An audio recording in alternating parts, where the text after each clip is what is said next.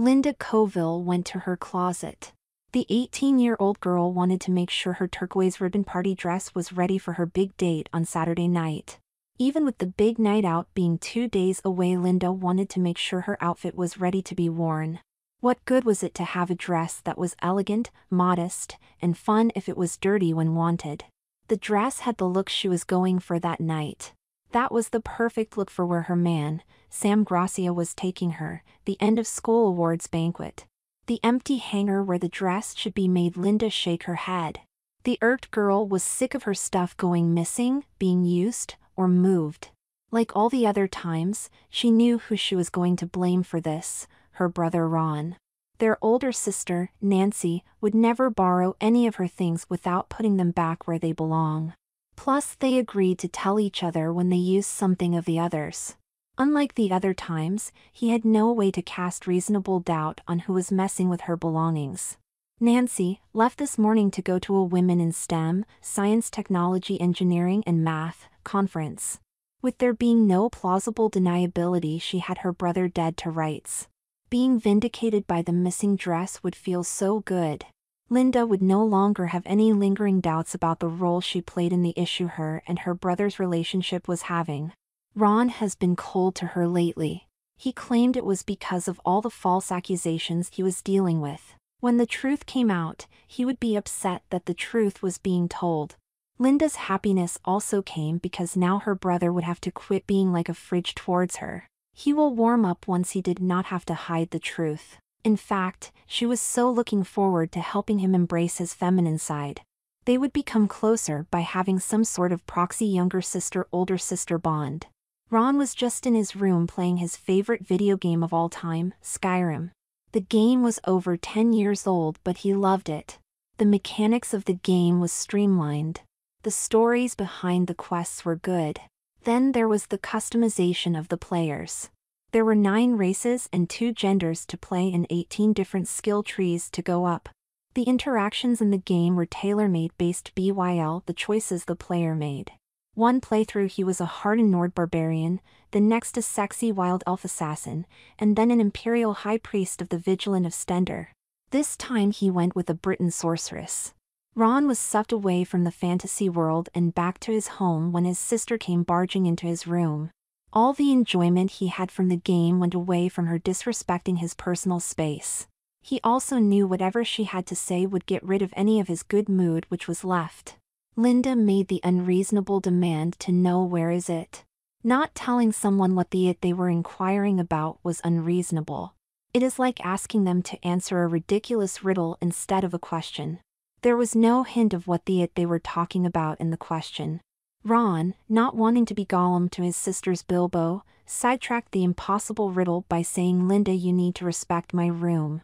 Don't come running in here asking questions. Don't talk about respect. You have been coming into my room all the time taking my clothes. You also have been using my perfume, makeup, and bath bombs. I know it is you, for no one else is here to have taken my dress, my favorite one. I also know it is you, for Nancy never borrows things without telling me. Plus she would put them back where she found them. I have no idea what dress you are talking about. I am sick of you accusing me of taking your clothes or using your stuff. If you have not noticed, I am a boy, so I would not be wanting to wear your dresses or use your toiletries. My turquoise blue one. You like it. You said I looked great in it. It is fine if you like to wear dresses, just ask from now on. I don't like to wear dresses. I said you look great because you asked my opinion. Just give me my dress back and I will drop this for now. I don't have your dress. Now leave and don't come in here without my permission." Linda said fine as she stormed out of his room as abruptly as she came in. The only result of her brief time in the room was to rain down on his feelings. Hopefully going back to the continent of Tamriel and finishing the next quest will come with the reward of getting back in a good mood. Kyle and Dawn Coville finally got around to cleaning up after supper when their daughter Linda came running into the kitchen. Those two looked forward to this part of the day. While doing these simple chores, they would chat and joke around. Plus, once they were done cleaning up, the day was over. They could finally relax. As soon as Linda said, "Ron took one of my dresses again," This time I have proof. It has to still be in his room. My brother has not put what he took back yet. Dawn and Kyle knew they were going to be doing some overtime. This was not the first time their daughter made the accusation towards their son. Each time they handled it quickly by just saying to Ron that nothing is wrong with crossdressing if he did, but he cannot take others' things without asking if he was. They thought this response was neutral. Those two did not want to take sides. It was not neutral, for they did not take into account Ron's strong denial. They brought up the chance of him being a crossdresser with no sound rationale. The unconscious siding with Linda led to this time the parents going to talk with Ron with the assumption that Linda was telling the truth, that the dress was somewhere in Ron's room.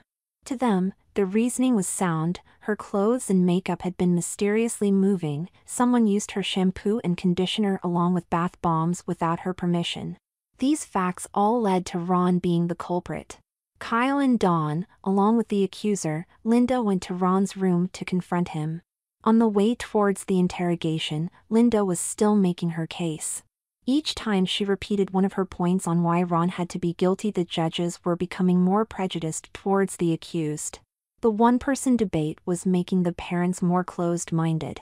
Kyle and Dawn opened up the door to their son's door and walked right in without giving notice. Having the trial over in their minds made Kyle and Dawn forget about respecting their son's privacy. One of the costs of committing the crime of taking from others without asking was the forfeiture of privacy. Hearing the squeak of footsteps on his bare wood floor, Ron said, "Linda, I told you not to come in here without my permission." Kyle said, "Ron, this is your dad. I came in here to talk to you about taking your sister's things without her permission. You need to quit doing it. There is nothing wrong with you wanting to express who you are. We love you and will support you in doing so." "Dad, I did not take Linda's dress. How many times do I have to say that I am not a crossdresser?" Linda said, "If you are not a crossdresser, then why isn't the dress I want in my closet?" Ron was getting frustrated as someone whose hints were not being picked up. How many times does he have to tell them he is not a crossdresser? There was no way he should have to establish he had the common fashion sense of a teenage boy. He tersely said, "I don't know. Maybe Nancy has it." "Dad, it is fine that you are not ready to tell us. Just put the dress back and quit taking your sister's stuff. We will act like we do not know." "Dad, I don't have the dress." Linda was getting frustrated also. She wanted her dress back. That turquoise ribbed party dress was exactly what she wanted to wear on Saturday. She also saw this as her chance of getting her brother to stop taking her things.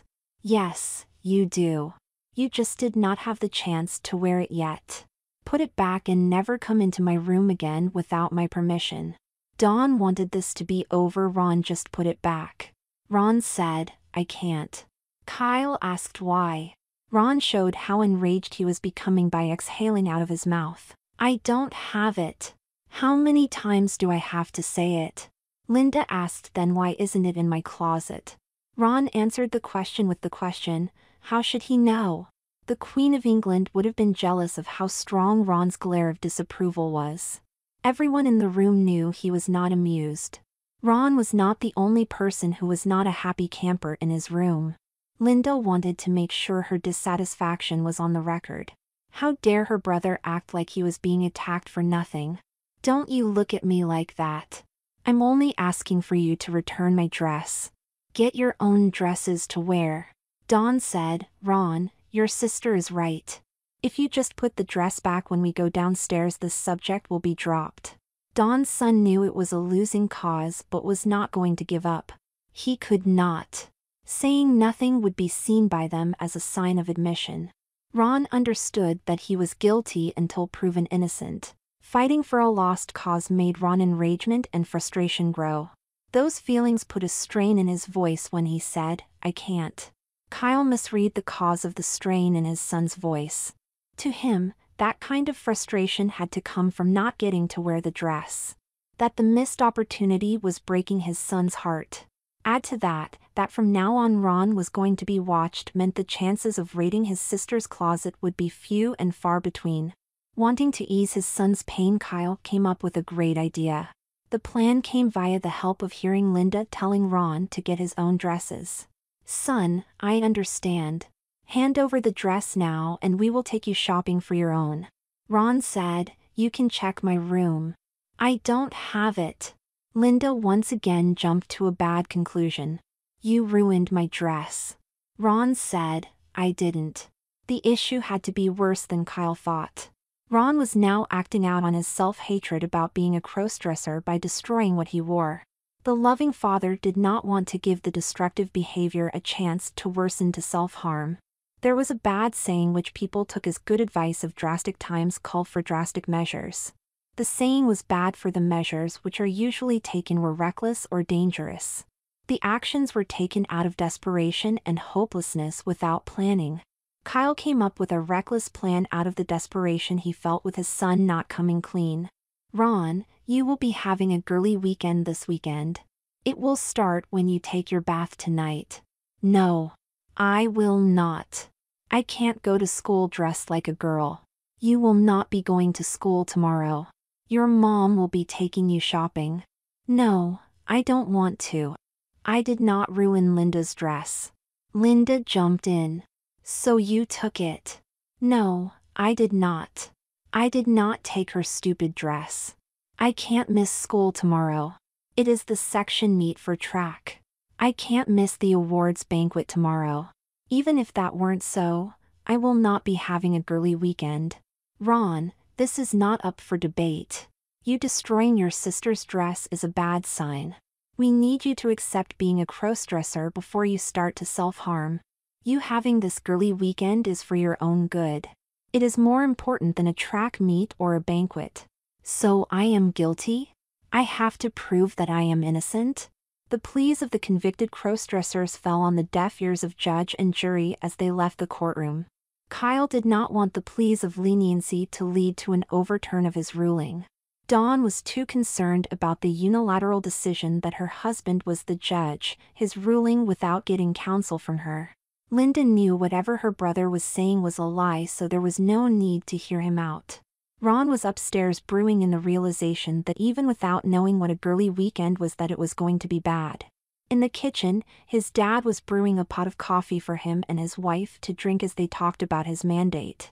Kyle had no idea that the discussion was going to be just like the coffee, strong, heated, and a little bitter. Before the coffee was done brewing, the lid came off of the build-up pressure Kyle's decision made. Dawn said, "Kyle, you are going too far with this. Calm down. I am looking out for our son. His mental state is bad. He destroyed his sister's dress. I do not want to take the chance that he takes his anger out on himself. I am calm. You took control of the situation when I was there. We are a team. We need to discuss how to raise our children. I agree this is major, but making him do a girly weekend seems extreme, and also you never set a punishment that you make up on a fly. That is reckless. I don't like this one bit. We are pushing Ron when he is not ready." "Dawn, I thought you knew we were going to decide what a girly weekend was. I saw the conversation was going in a circle and that needed to stop. If we dropped the subject, it would not have been brought up again until Ron borrowed another one of Linda's dresses. Our son is stuck in his growth and right now we have to help him.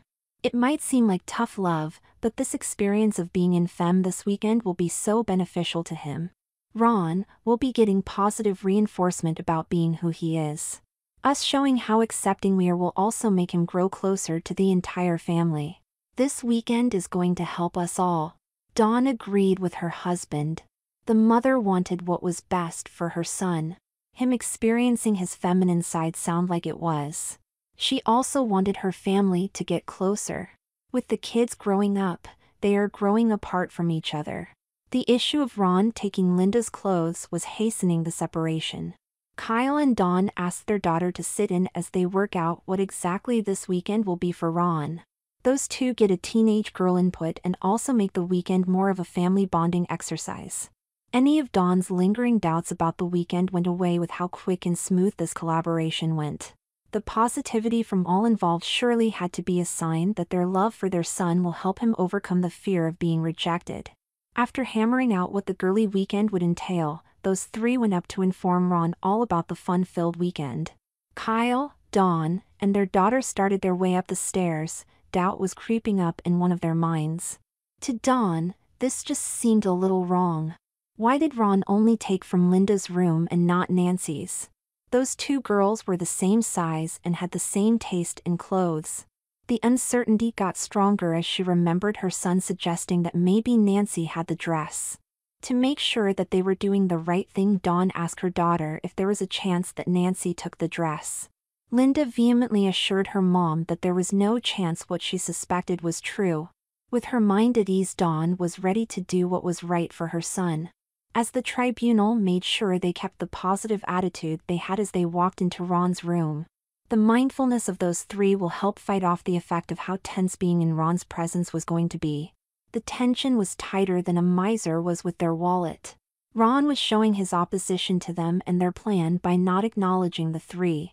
One of the ways the one-man resistance was going to fight against whatever was coming was by having them initiate any interaction. Ron might have no say in what was going to occur, but he can send a clear message. Everything and anything about this weekend was without his approval. Kyle started to explain the weekend by telling Ron he was going to be called Rhonda. Hearing that they were going to mock him even when addressing him made the teenage boy start to steam as much as the bath in the second part of the edict. Tonight he was going to shave his body and take a nice bubble bath using one of his sister's bath bombs. The look of disgust on his face confused Linda. The last time the soon-to-be Rhonda used one, she had to sneak.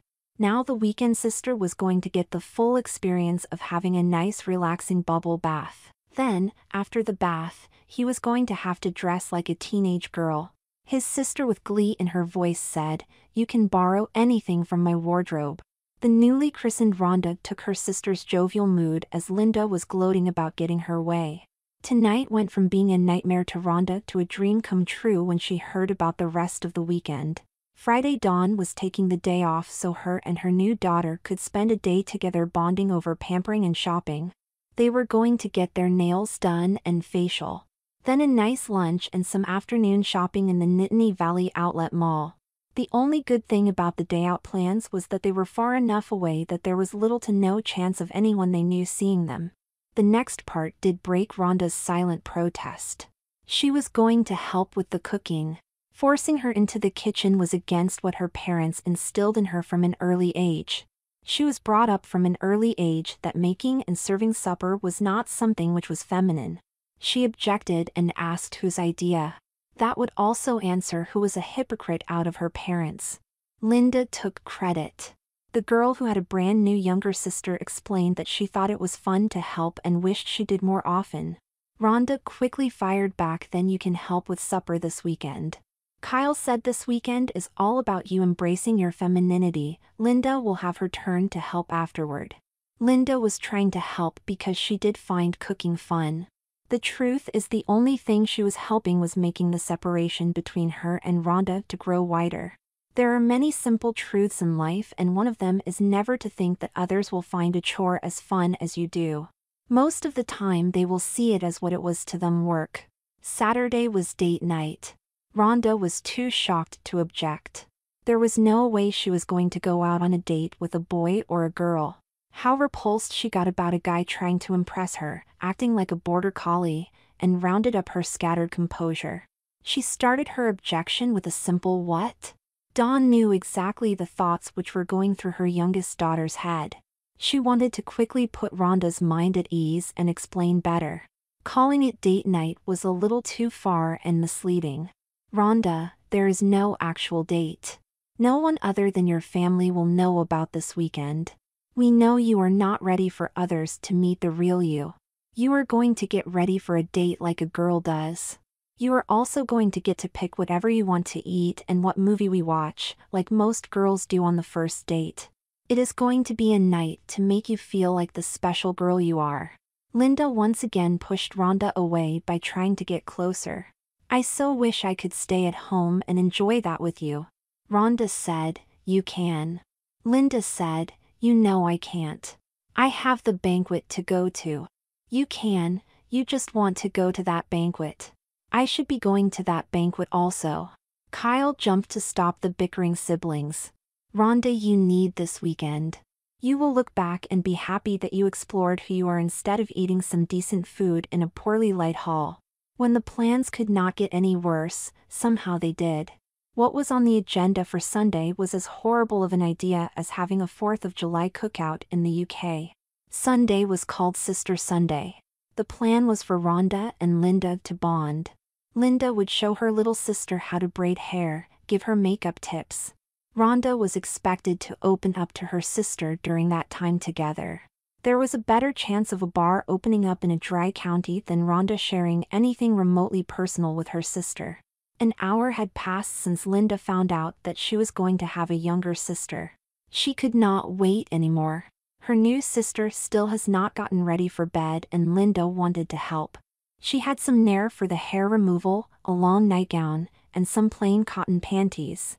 The nair was because the last thing Linda wanted was for her sister to nick her legs. Those legs needed to be perfect. Any little blemish would hurt Rhonda from finding the freedom of being able to be herself. The insecurities of not being what was commonly seen as a woman were enough to fight. Not being her best new self would just add another foe needed to be conquered. The nightgown and panties were because girls did not sleep in only boxers like boys did. Plus, sleeping in them would get Rhonda used to being comfortable wearing what she yearns to wear. If someone can get a good night's sleep in a butterfly print nightie, that is proof that they are comfortable in it. Also assisting Ron in the transformation into Rhonda would be the start of them forming a sisterly bond. Linda wanted to be as close to Rhonda as she was to Nancy. She wanted to start the sisterly bonding. Helping will show Rhonda that there was no hard feelings about the dress. This little gesture was going to be a new beginning of their relationship. The fantasy of being welcomed by Rhonda was destroyed when Linda walked into her sister's room. Once again she did not knock and was reminded of that fact. The lame defense of that is what sisters do was quickly shut down by Rhonda. Knowing she was where she was not welcomed, Linda gave her gifts to Rhonda and left. Waiting until right before bed, Ron began what he saw as his official transformation into Rhonda. The first part was getting rid of his body hair. That was straightforward enough. Just apply the creme, wait, then wipe off. After using Nair to get rid of her body hair, Rhonda felt weak. Being so smooth made the girl feel delicate. That feeling was not right. It was downright strange to her. As Ron, she was not the strongest boy, but she never felt weak. Starting the bath was not good for Rhonda. The bath bomb going off sounding like hissing. The way the bubbling water looked did not look relaxing. Getting in the water, the little fizzy bubbles were exploding all over her. Those little eruptions felt like thousands of tiny fingers flicking her. As soon as her body was clean, Rhonda got out of the tub. There was no way she could relax in what she saw as foaming water. That sensation of those little fingers striking her was still happening even out of the bath. To get those prying hands from touching her, Rhonda dried herself better than she ever had before. The towel went over her body easier. Having no hair caused no resistance to slow down the towel. The next part was the hardest for Rhonda, putting on her sleepwear. She picked up the panties and saw that they had butterflies on them. Them matching the nightgown was seen as rubbing in the fact that Rhonda came into existence. The youngest sister had no idea why Linda hated her, but swore as she was putting them on that one day that bitch was going to pay for what she did. The traumatic experience of having to start the girly weekend along with her anger was helpful in one thing. Being tired from those strong negative emotions was a great sleep aid. Rhonda was able to fall asleep. Drifting to sleep, Rhonda thought of how wrong everything felt and how when Ron comes home it will be with a vengeance. Being off from school did not mean that Rhonda was going to sleep in. The early wake-up messed up Rhonda's plan of trying to sleep as much as possible this weekend. If she was not awake, then she would not be an active part of the girly weekend. The first order of business to Rhonda was to use the bathroom. Rhonda was done relieving herself in the bathroom when she was greeted by Linda, who was waiting to use the bathroom. As they passed each other, Linda mentioned that girls sit when they use the restroom. The older sister was just trying to be helpful. She was pointing out the fact that being a girl was not just about wearing a dress and makeup. There was doing things the way girls do them. After all, Rhonda just being Ron in a skirt would not help with her personal growth. Trying to be helpful to someone who did not want help almost always was not gratefully greeted. There was no being showered with praise for Linda before she took a shower. Instead, she got a cold splash of reality. That her sister was still mad at her. "Don't tell me how to use the restroom." "Fine, I was just trying to help. If you do not embrace this weekend, you will still have issues about being Rhonda." Instead of acknowledging Linda, Rhonda just kept on walking towards her room. Saying anything would wrongly give credence to Linda's false accusation that she was looking out for Rhonda. There was no way getting her brother to be a girl for the weekend was to help. Linda was just mad that something happened to her dress and was taking it out on poor Rhonda. Back at her room, she found an outfit laid on her bed. It was a black pleated midi skirt, leopard print chiffon blouse, clear pantyhose, black pumps with leopard prints around the heel, and a matching black floral embroidered bra and panties. Linda picked this outfit because it was cute and also functional for the day. The leopard print and black tied the ensemble together. The loose-fitting blouse and skirt would make it easier for Rhonda to change and hide her lacking figure. Rhonda first put on the bra and it was tight. Her sister's chest was smaller, so the band was a little too small for Rhonda's chest. The panties were not cut right. There was not enough room in the crotch area for Rhonda. The pantyhose felt so clingy. The rest of the outfit was bad just because it was way too girly for Rhonda. Why not just some pants and an oversized sweatshirt? That is exactly what Linda was wearing to school today. After she was dressed, Rhonda's mom came into her room to style her hair. Ron had medium-length hair for a boy, so Dawn had something to work with. By teasing the hair and combing it a different way, now Rhonda had a nice messy pixie hairstyle. Finally, Rhonda joined her mom in the kitchen. Dawn already had her purse and her keys out. She was ready to go. They were running late. Plus, she was going to get to spend a lot of time with Rhonda. The loving mom was going to use this time to strengthen her daughter's courage and also get to know her better. Once Rhonda felt how much love her family has for her, it will be easier for her to be who she was. Dawn asked her daughter if she was ready to go. Rhonda did not answer that question totally truthfully. The truth was she would never be ready to go. "Mom, I am not ready. I don't like this outfit at all." Linda did not want her sister to stall and piped in. "You just don't want to wear it because I picked it out. You did not even listen to me when I told you girls be sitting down. You need to act ladylike. You look great, don't worry about it. You will look better by the end of the day." Dawn was in a hurry to get going. "Rhonda, we don't have time for you to pick your outfit. We are running late. We need to get to Nittany Valley Outlet Mall. You have an appointment with Mac in 90 minutes. Rhonda knew what Mac was. There was no mention of makeup. She was pissed that this was dropped on her at the last moment. Hearing the severity of the weekend might have made her fight more about what was going on. She said, "What?" Linda wanted to sell the shopping trip. "You are getting your makeup done by a professional. It is going to be great. You better listen. They are going to give you many tips." "No. Rhonda, we talked about this last night. You are having this girly weekend. You need it. Now get to the car, we need to get going." The mother-daughter conversation on the ride for the shopping trip was as one-sided as a political debate in North Korea. Dawn initiated all the talking. Rhonda gave the shortest answers possible. If there was somehow a no-word answer, the daughter would have given those. Dawn would have enjoyed getting those no-word answers, for then there would be no words dripping with disdain to hear. They finally pulled up to the Mac store.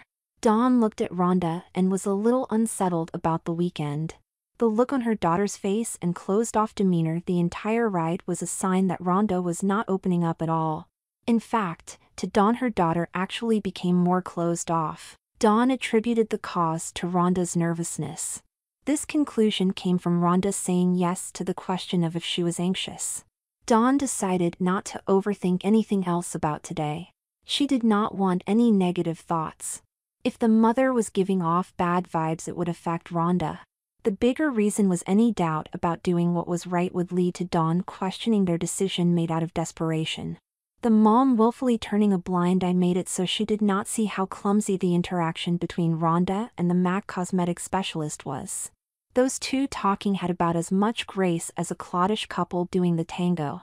Beth, the lady doing Rhonda's makeover, asked Dawn about Rhonda being unenthusiastic. Dawn responded that her daughter was just a little nervous about being out for the first time. The day continued the same way, Dawn choosing not to see how cringeworthy the interactions between her daughter and any of the sales clerks they dealt with. Dawn also made the conscious choice that her daughter was just deferring to her by letting her make all the purchasing decisions. The mom being in control led to this becoming a shopping spree. Dawn wanted to give her daughter the best wardrobe that she could have. That was her way to show support. At lunch, Rhonda mentioned that her mom was spending too much money. Rhonda was embarrassed by how many dresses, skirts, blouses, bras, panties, leggings, shoes, makeup, and costume jewelry they bought. Her mom had to spend at least $1,000. There was no way a normal girl could wear all of this, yet alone one who stated she was only going to be around for this weekend. The closest in Ron's room was going to become hers. Dawn responded with, "Oh, don't worry dear, this is your early birthday present. We want the best for you." "No, it is not. I am getting a PlayStation 5 for my birthday. We can't support you being Rhonda and also buy that right now. That is too much money. Don't worry, you will be getting that console for Christmas." Hearing that hurt Rhonda. Her parents went against their word to Ron and once again took away an award from her. The PlayStation was not only a birthday present but also an award. They were going to buy a big-ticket item for Rhonda's birthday because of her maintaining a 4.5 GPA. Her GPA went above the scale for Ron taking the AP level English, math, and biology. Rhonda got up not finishing her meal and started to walk away. There was no way the girl was going to spend any more time having her mom spend any more money on more gifts for her. Dawn inquired where her daughter was going. The response was 3 words: to the car.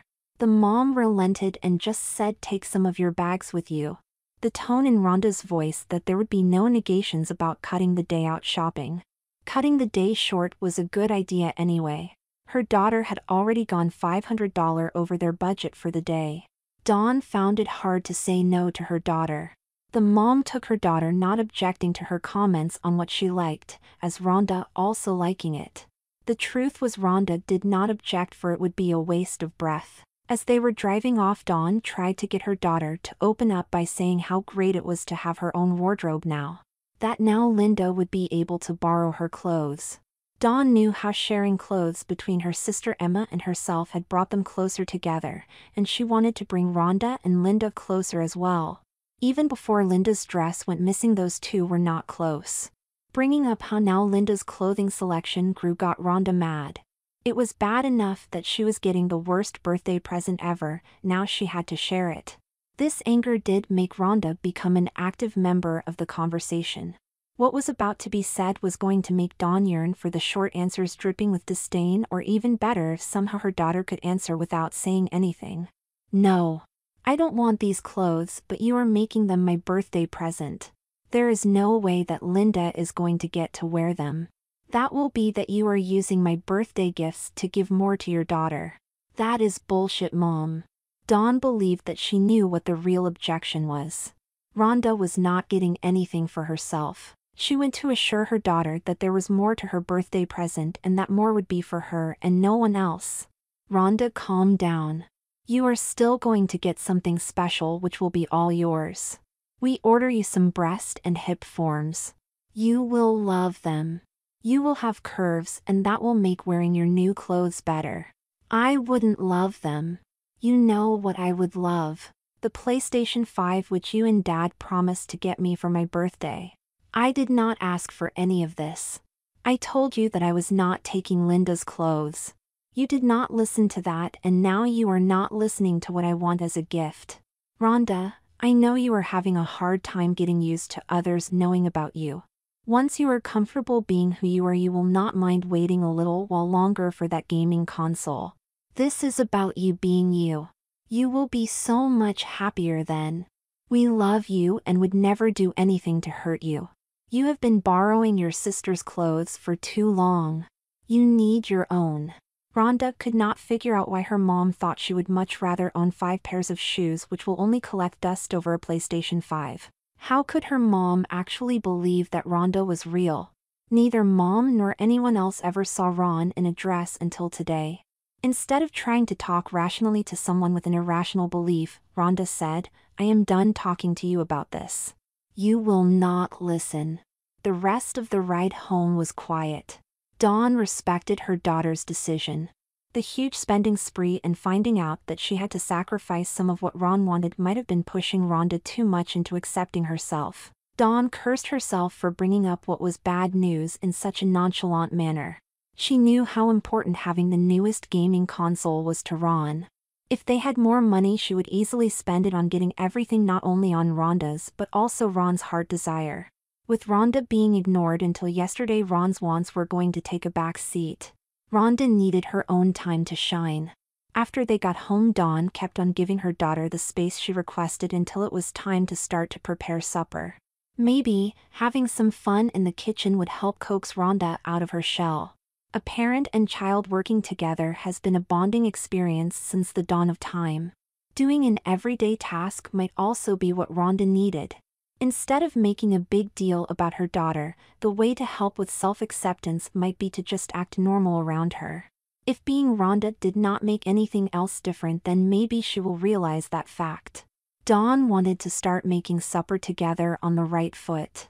When Rhonda showed up in the kitchen looking as disinterested as a cat looking at its owner, the mom said, "Rhonda, I know why you don't want to be here. You are self-conscious about being able to be yourself. You think that we are going to reject you or think less of you. We don't. This girly weekend is so you can see nothing is wrong with you. You need to be open to how open we are with you. You need to quit being so hard on your sister. She is trying to help you. I know she is so excited for you." Linda always wanted to be a big sister. Hearing Linda being talked in a positive light made Rhonda speak her mind. "No, Mom. The reason I do not want to be here is that I don't like to cook. You are trying to make it sound like me helping out in the kitchen is going to be fun. It will not. It is Linda who said she likes to cook. Funny thing, she never offers to help out. We never knew about this until my girly weekend. If you want help in the kitchen, have Linda do it, not me." Dawn actually heard what her youngest daughter said. She was open to having a discussion about how horrible the day has gone so far. Rhonda had a good point. This girly weekend has been only about putting their expectations on Rhonda. For her daughter to grow, she needs to be able to just be herself. Dawn just going with the fact that Linda liked cooking, therefore Rhonda would also, made her advance the outdated notion that a woman's place is in the kitchen. Dawn knew better and was going to act accordingly. "Rhonda, you are right. You can go do what you want. Tell your sister Linda to come down here. I am going to let her help." On Rhonda's way to her room, she stopped by Linda's. She knocked and was told to come in. The older sister was happy. 1. Rhonda respected her privacy and got permission to come in. 2. Her sister came to see her. This might be the bonding moment Linda was dreaming about. Then there was the biggest reason. Rhonda had a huge smile on her face. Maybe that well-deserved thanks was coming. Rhonda said, "Linda, Mom wants you in the kitchen. You are going to help out with making supper." Linda did not want to help out with the cooking. It was Friday and she was relaxing. The last thing she wanted to do was any sort of work. "Sis, you do not tell me what to do. You are helping Mom out in the kitchen." No. I told Mom that I did not want to. She now wants to give you the chance to do what you enjoy. Go back and tell Mom I don't want to tonight. I am busy now chatting with my friends online. Linda, you do not tell me what to do. You go tell Mom that you don't want to help. I wonder if the real reason is you do not like cooking. You never mentioned that fact until you try to have me do it. You never offered to help Mom or Dad when they cooked.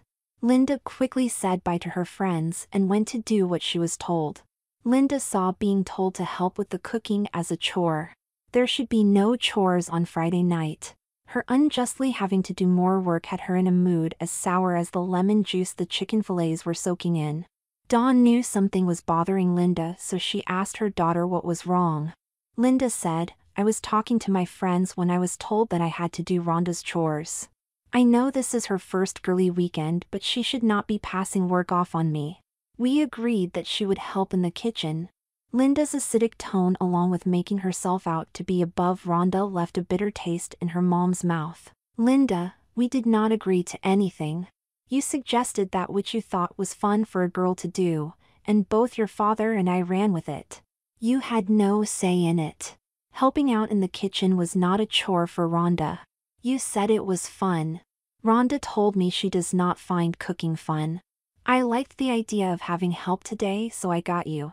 Mom, don't believe Rhonda. She is in denial. She is hiding who she is from us. I don't want to help today. I was busy when my sister got me, so I am going back to that. Hold on, what were you doing? Chatting with my friends. Dawn was not happy that Linda backed out of doing something she just sold her parents was fun. How Linda went on about cooking being fun made it sound like she would jump at the chance. The unhappiness grew when Linda tried to equate talking with her friends with being busy. "Linda, you are staying to help. I want help today and you like to cook." "Fine, Mom." How bitter Linda stayed as she was helping her mom make the lemon pepper chicken, with roasted sweet potato cubes and green beans glazed with a honey Dijon mustard, raised Dawn's concern. If her daughter exaggerated about liking cooking, what else could she have been doing the same about? The only interaction Rhonda had with her family was at dinner. Her dad and sister tried to talk with her about the big day out shopping. The girl, who did not want to revisit the events of her day, gave short answers. Dawn tried to change the subject so Rhonda could be more comfortable and wouldn't recoil further into her shell. Then Linda tried to hype up how good the day must have been with getting so many new clothes. Before the older sister could get much more into her sales pitch about the joy of being a female, Dawn interrupted her. The mom was straightforward and told her and Kyle to drop the subject. That if Rhonda wanted to share she would, and that was fine. Rhonda started her Saturday morning later than a normal weekend. She was comfortable sleeping, that was time away from this girly weekend. Also, what teenager does not have sleeping as one of their favorite hobbies? Some teenagers were known to wake up from their sleep to just eat breakfast, then lay down on the couch for a nap. As Rhonda was doing her best Sleeping Beauty impersonation, Kyle wanted to wake her up. He kept on mentioning to his wife it was time for their newest daughter to start her day. Dawn stood as firm as a new mattress about not waking their child up. They never did so when any of their other children slept in on the weekend. For Rhonda to accept being herself, she needed to be treated normally. Rhonda finally ran into her parents when she came into the dining room with a bowl of cereal for breakfast. Kyle asked how did his angel sleep and got no response. He repeated himself and the same happened. Dawn asked Rhonda how did she sleep and the girl said well. No answer for him, and a short answer with a not true interaction for his was too much for the dad to take. "Rhonda, if I ask you a question you need to answer it. Also, when asked a question it is rude to give a short one-word reply." Dawn found two things wrong with Kyle's assertion. He called Rhonda Angel, and her not answering it was a huge sign she did not want that to be a nickname. Kyle needed to respect his daughter. The other issue is that it was normal for teenage girls to sometimes be withdrawn from their family and a little moody. This was as big of a hobby for them as sleeping. Expecting Rhonda to not have that phase would be treating her differently. This weekend was about making her feel normal. Putting pressure on her to not act like a normal teenage girl would go against the goal of this weekend. Kyle, it is fine if Rhonda does not want to be called Angel by you. Also, she is not in the mood to talk, and that is fine also. You need to quit trying to push her to open up. That will come in time. As Rhonda was finishing breakfast, her sister came into the room. Linda thought that the messy pixie hairstyle was so cute on her sister. She also thought that with a few trims here and there the cuteness level would go up to adorable. Wanting to be nice and bond along with wanting her sister to look how Linda wanted, made her say, "Sis, I love your hair. After you are done with breakfast, I can cut your hair. Just a few snips here and there would do wonders for your look. Plus no one will notice when you have to be Ron. He combs his hair straight back. Rhonda was mortified at the thought of her sister cutting her hair. She was as trustworthy as a dog left alone in a butcher shop. The fear of the haircut being something Rhonda could not hide made her speak out against it. No, I will not be wearing my hair like this ever again after this weekend. Linda was upset at how her sister bit her head off. That was not how you should treat someone who was trying to help you. Rhonda did not appreciate also that Linda was nice enough to forgive her for ruining that nice dress. Fine, be that way, but I thought you would want to look like a real girl. Dawn jumped in. Linda, stop that right now. Rhonda has a say on how her hair is. You know it looks nice on her. You said you love it. Mom, I was just being nice by saying I love it. It is fine but can be so much better. Dawn said, Linda, you seem to be overstating stuff lately. You need to stop that. Rhonda, pay no attention to your sister. She is just mad that you are not going along with her suggestion. She wants to be the big sister, and if Nancy did the same with her, Linda would say yes. Rhonda said, trust me Mom, I do not care what Linda says or think.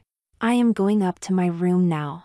After Rhonda left the room, Dawn got Linda and Kyle's attention. She had something extremely important to tell them.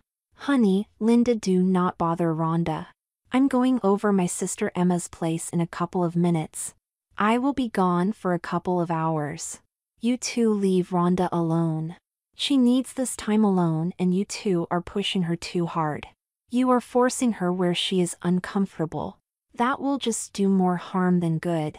There was no acknowledgement, so Dawn asked, are we clear? Her honey and her daughter gave a yes. Desperate times call for desperate measures made Kyle Colville do another brash and reckless decision. Kyle was going to invite Ron's best friend, Joel Pruitt, over to meet Rhonda. Linda suggested that maybe Rhonda needed someone who she could trust to come out of her shell. The father ran with it. Maybe having her BFF get to know the real girl will open Rhonda up to being who she was. Plus Kyle could see his good buddy Jim Pruitt. Kyle loved hanging out with Jim, but today was going to be even better. Rhonda's father was going to be able to pat himself on the back in front of other people. Kyle was going to look like he was so woke for being accepting of the newest addition to his family, his daughter who he thought was his son. The perceived benefits of the drastic move made Rhonda's father not see the certain drawbacks. He was going back on their word about no one else knowing about the weekend. Them breaking that promise would break any semblance of trust their youngest had in them.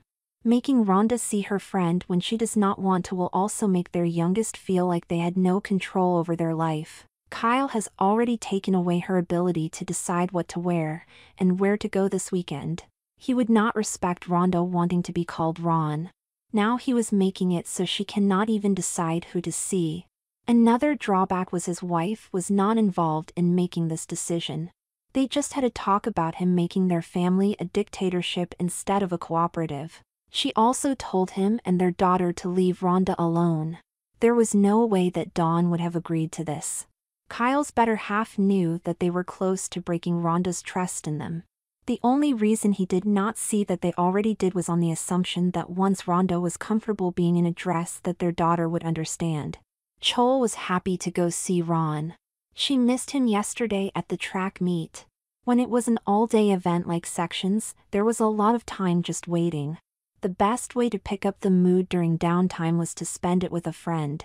The time she was waiting for her next heat in the hurdles would go as fast as a 100-meter dash talking with Ron. Once there, Jim and Joel were greeted by Kyle. After a quick greeting, Joel went to go see her friend, but was stopped by Kyle. Then was when Joel was caught up to speed about what was going on with Rhonda. She took what was said at face value. There was no reason for Rhonda's dad or her sister to lie. After the brief briefing, Kyle escorted Joel to Rhonda's room. He wanted to ease his daughter into welcoming the unexpected visitor. Little did he know that no amount of easing would make the unwanted visitor wanted. Kyle opened up the door to his daughter's room and said, "Hey Rhonda, someone stopped by to see you. They so want to talk with you." What her dad just said cannot be true. How could there have been anyone there to see her? No one outside of their home knew about Rhonda. She told no one, so if this was true it meant that either her parents or sister told. They broke their promise of no one knowing and she would not have to see anyone. Before Rhonda could ask what was going on, she saw that none of her family could be trusted. Ron's best friend Chol came walking in the room.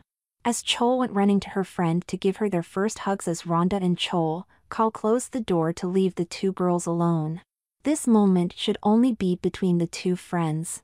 In those few steps so many thoughts came across Chol's mind. How great it was going to be that her best friend was a girl. They can share so much more. There was no doubt in Chol's mind that Rhonda was into boys. That had to be why Ron never asked her out. She knew he picked up her hints as well as a Dyson vacuum picked up dirt. Rhonda backed away from her encroaching friend's embrace. The girl with the unwanted visitor did not like the invading of her personal space. Before Chol could hug her friend, she stopped. Right now she needed to ease Rhonda's fear about things changing between them. There will be changes, but all of them will make the two friends even closer. Rhonda, don't worry. I am your friend. Just wanted to hug you to show you how much I care about you. My name is Ron. Your dad told me everything. How you've been borrowing Linda's clothes, makeup, and even bath bombs. I love bath bombs also. Soaking in those little fizzy bubbles is just so soothing and relaxing. You have to like being all girly this weekend. This is so much better than going to the awards banquet. I never borrowed a dress from Linda. The bath, those little bubbles were annoying. I hate being forced to look like a girl. My face feels dirty. The bra is constricting my chest and the pantyhose feels so clingy. The shoes are tight. It feels like my body has no room to breathe. I never want to be dressed like this again. I want to go to the awards banquet. I deserve to get presented what I earned. Chol reached out to grab Rhonda's hand. She wanted a physical connection between those two to represent the emotional one they have. Rhonda pulled away. The girl no one was listening to wanted nothing to do with her friend. Rhonda, you will get used to makeup and the rest of what you have to do to present yourself as a girl. Once you do, you will love it. Reality will live up to what you dreamed it was. Rhonda was saddened to see her best friend was a fool. There was no other way to explain why Chol bought into this story. She did not have time for fools, so she just said, "Just leave Chol." No, Rhonda, you are my best friend and I want to help you. I want to support you being who you really are. No, you don't. If you wanted to be supportive, you would have believed me when I told you I never took Linda's dresses. You would have respected me when I told you not to call me Rhonda. You would have heard me when I said that the makeup makes me feel dirty. That the bra feels like it is constricting my chest and I hate how clingy the pantyhose feels. Plus my shoes are tight. Instead, you said don't worry, us girls get used to it. I will not get used to it. I don't want to get used to it. I hate every second I am dressed like this. I hate every time someone calls me Rhonda or treats me as a girl. I'm sorry. I know you are fighting what you want. I know you are Rhonda. We are best friends, yet you never made a move on me. I like you more than just friends, yet you do not feel the same about you. I did feel the same way. At first, I never made a move on you for I thought you were out of my league. Then when I figured out you were not, you were seeing Henry. He then broke up with you, so I gave you time. Then during that time you always talked about how you will never go out with a friend again. That it hurts too much to lose a friend and a boyfriend. I respected what you said. I am happy that I did not ask you out. You showed me you are not who I thought you were. You saw how mad and upset I was about having to be Rhonda. Instead of taking my side, what do? You push me harder to be who I am not. You try to tell me who I am, what I want, and what is fun. I am a boy. My name is Ron, not Rhonda. I want to go to that damn banquet. If being at the awards banquet is not as good as being all girly, then why don't you stay home? Now leave. Chol knew Ron was telling the truth. She had to start to make amends for her bad decision to just listen to what others were saying about her best friend. The girl tried to start to work it out by saying, "Can we talk?" The little pause between sentences was long enough for Ron to jump in. The pause did not need to be long, for Ron was not listening to what Chol had to say anymore. She was given more than enough chances to show she was with his time. He jumped in the conversation by raising his voice in anger and told the girl he now did not know, "I said leave. See, you don't listen. No one listens to me. Just leave me alone. I don't want anything to do with you." Chol finally listened to Ron's words. The girl honored her friend's wishes by getting up, by not trying to have her side heard out. Now was not the time to try to make amends. She got up and left without saying a word. It might be too late for her not to hurt her best friend, but Chol could make sure she did not do any more damage by aggravating him more. On her way down the stairs, Chol figured out it was not too late to truly support Ron. As soon as she left the stairs landing, Chol started to try to correct Ron's dad. "Mr. Coville, you were wrong about Ron. He did not take Linda's dress. He does not want to crossdress. He is miserable up there for what you are doing. You need to stop this right now and let him go to the banquet." "Chol, dear, you know to refer to her as Rhonda. The only reason she is miserable is that she is fighting her desires. You are not helping by believing her strong denial." Jim reaffirmed his friend's point. Chol found those points as weak as wet paper bags. They did not cover anything which Ron said. They were based on people believing what they wanted to believe instead of what was happening. "Dad, no, Ron does not want this. This should stop and he should be able to go to the banquet. You know what, if Ron cannot go to the banquet, then I am not either." Kyle did not want Chol to miss out on the recognition she rightfully deserved. Hard work should be acknowledged. "I know you want to help Rhonda, but you need to be there. You earned that science award. You will regret not getting it handed to you. I will regret being there without Ron more than not going. Dad, I want to go home. I am not going to be a part of whatever Ron's dad is trying to do to him anymore." Dawn hanging those new curtains with Emma did lift her spirits. Spending time with her sister while helping her made the work which was done enjoyable. Another reason for the higher mood level than before was not being around her youngest daughter.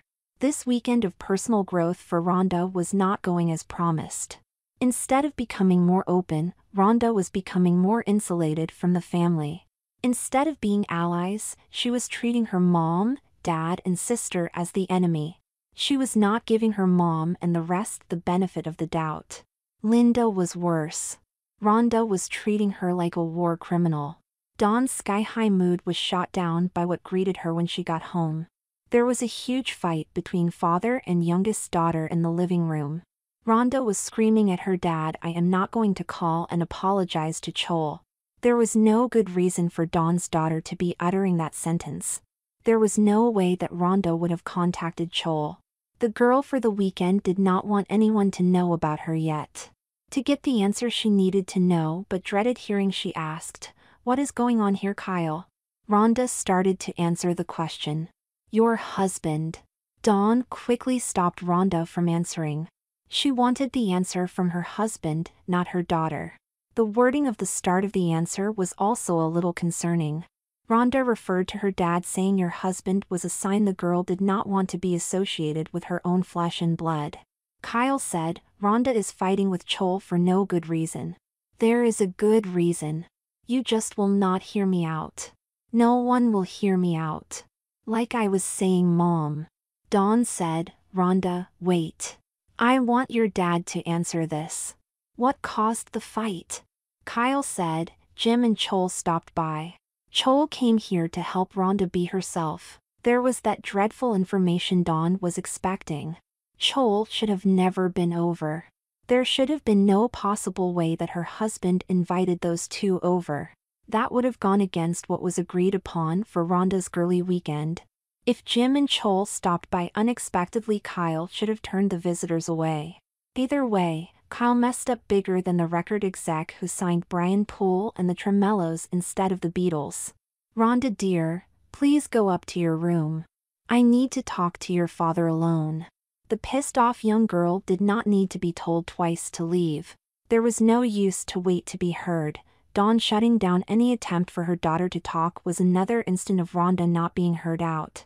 Instead of being talked over, Rhonda wanted the seclusion of being alone in her room. Her family made it a point to constantly remind her that she was not a boy to them this weekend. Being away from her family was in a way being away from the weekend. She would not have to focus on the present. Rhonda could think about the good times in the past or her goals for the future. Once her daughter was upstairs. Dawn. Why were people over here? Honey, Rhonda has been so distant since we confronted her crossdressing. Linda said that maybe her sister would open up to someone she trusted. Her comment gave me the idea to invite Chol over. You know that we agreed that no one else would know about Rhonda. I know, but what we were doing was not working. Our daughter is resisting too much.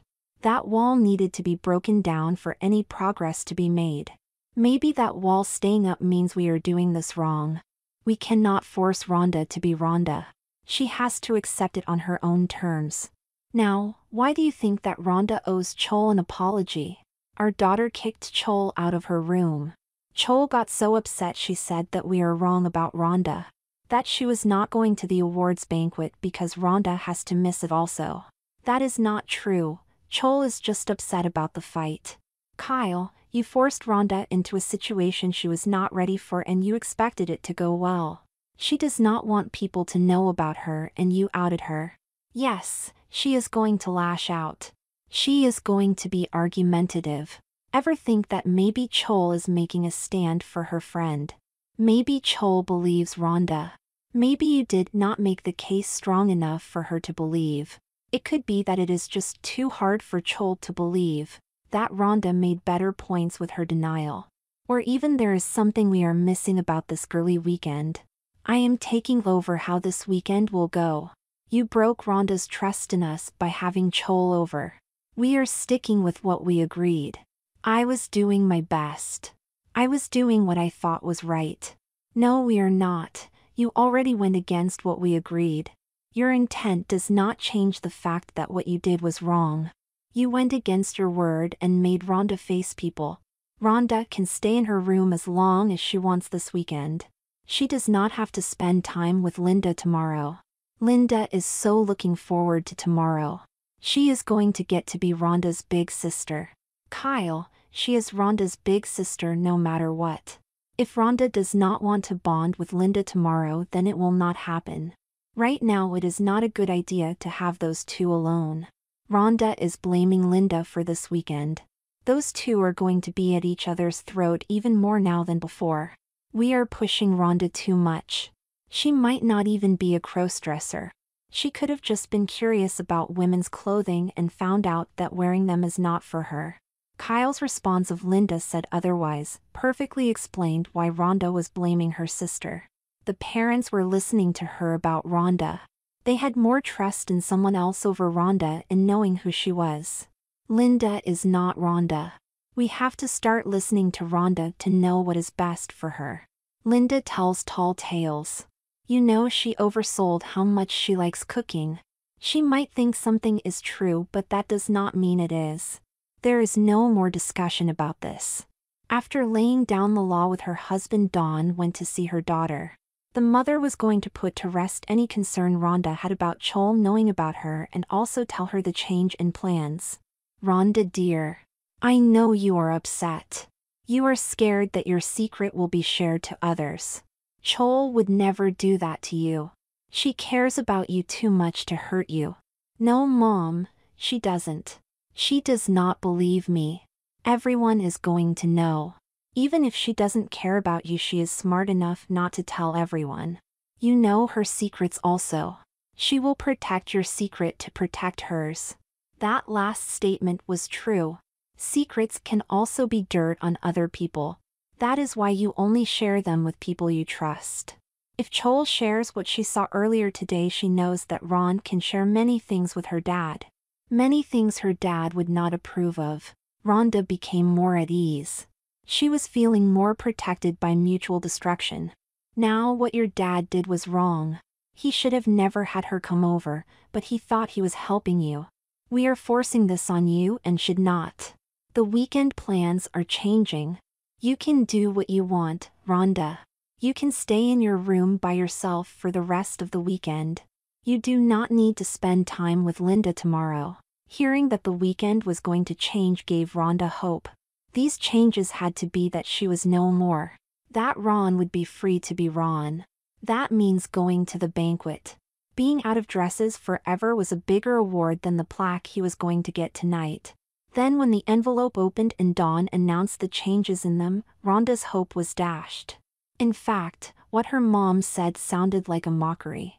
There were no real changes. The statement of doing what she wanted was a lie. Ron wanted to go to the banquet and dress like the boy he was. Instead, somehow being stuck in her room was made to sound like a huge prize. Just leave, Mom. Rhonda, what is wrong? We are giving you what you want. No, you are not. I don't want to be Rhonda. I want to go to the banquet and see my friends. You are just letting me be by myself. You need this weekend. This time will let you learn more about who you are. I can't even be by myself. You said I can stay in my room by myself, yet when I ask to be alone you stay. Sorry, Rhonda. I know you are having a hard time. I was just trying to help. I will leave you alone with your thoughts. I love you.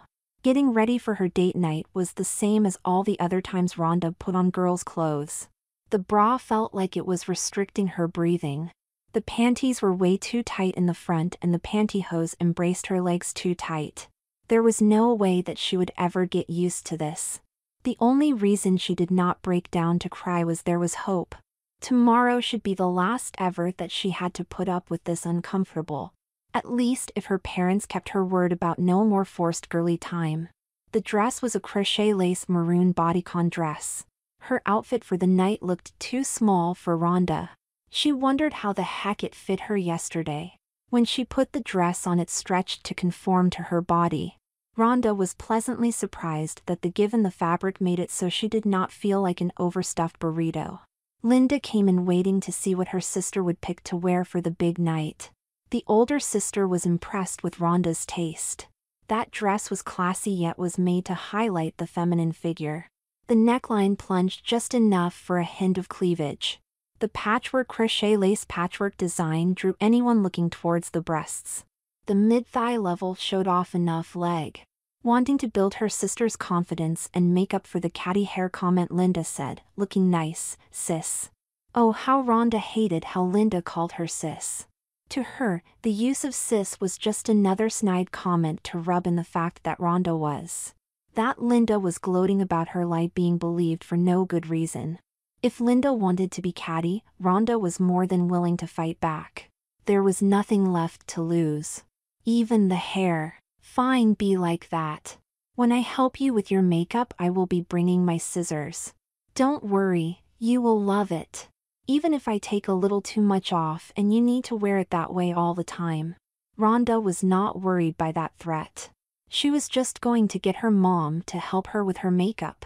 As soon as Linda left the room, Rhonda went and got her mom.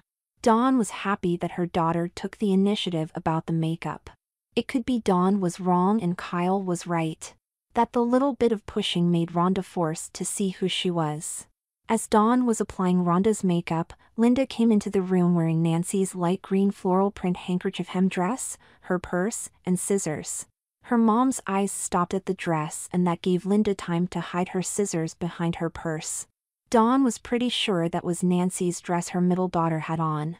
She asked Linda when did she buy that dress. Linda said that she borrowed it from Nancy. Dawn wanted to know if she asked. Nancy was not home and Linda assured her that she and her sister always asked when borrowing each other's things. Linda knew the information her mom wanted was when she asked. There was no way the girl was going to tell the truth. Linda borrowed without asking. Nancy was not home and would have said yes anyway, so there was no need for a call. Linda sidestepped by saying she doesn't mind. Linda was telling the truth and being dishonest at the same time. Her and Nancy did not expect to always be asked.